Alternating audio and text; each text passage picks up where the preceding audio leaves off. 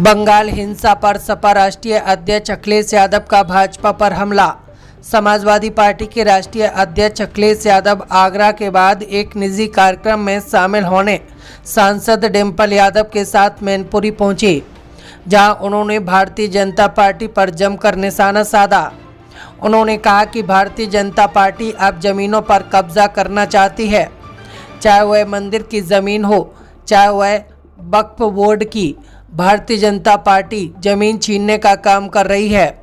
उन्होंने कहा कि एंग्लो इंडियन का आरक्षण छीन लिया, नोटबंदी करके लोगों के रुपया छीन लिया, व्यापारियों से जीएसटी लगाकर व्यापार छीन लिया। जैन समाज का एक मंदिर का निर्माण हुआ था, जो जैन समाज ने अपनी परमिशन लेकर किया, मंदिर को ध्वस्त कर दिया गया।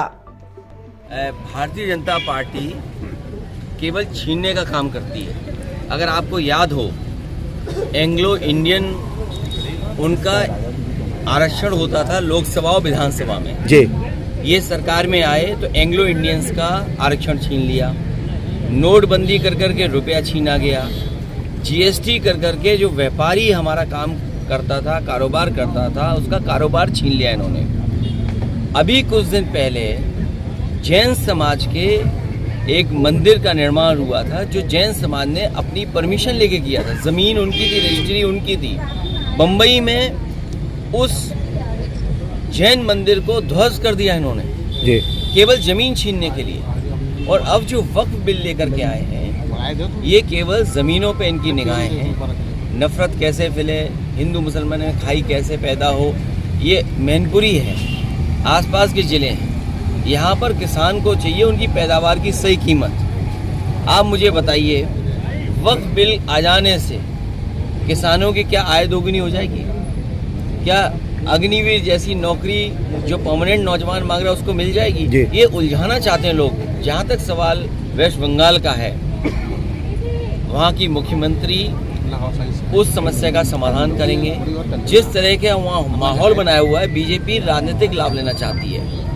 अंतोगत्वा कभी भी आप देखोगे, दंगा अगर कहीं होगा तो भारतीय जनता पार्टी उसके पीछे होती है। तो मैं आपको बहुत साधारण उदाहरण देता हूँ। ये मैनपुरी है, बगल में तालेग्राम है। बीजेपी के लोगों ने एक जानवर का मांस एक गरीब से पैसा लेकर के डलवाया।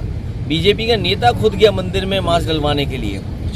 जब जांच हुई, पकड़े गए तो 17 बीजेपी के नेता पकड़े गए, जिन पे एनएसए लगा, वो जेल में रहे।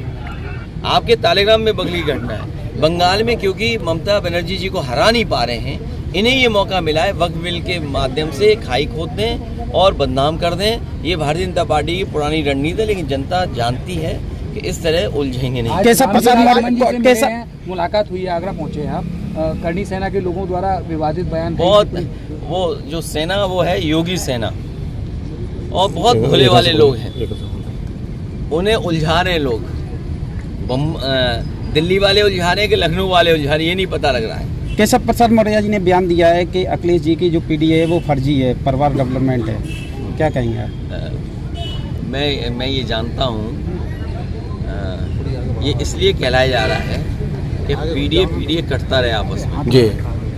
बात समझ गए जी? झगड़ा है कि योगी जी उत्तर प्रदेश को बर्बाद करने पे तुले हुए हैं। उत्तर प्रदेश की महंगाई, बेरोजगारी, और आज किसान है, मान लो गेहूँ खरीदा जा रहा है, क्या सरकार खरीद रही गेहूँ? अगर आड़तिये ना खरीदें तो गेहूँ नहीं उठेगा खेत से, गांव से नहीं हटेगा। और सरकार की अभी भी यही पॉलिसी है कि उद्योगपतियों को लाभ पहुंचाएं।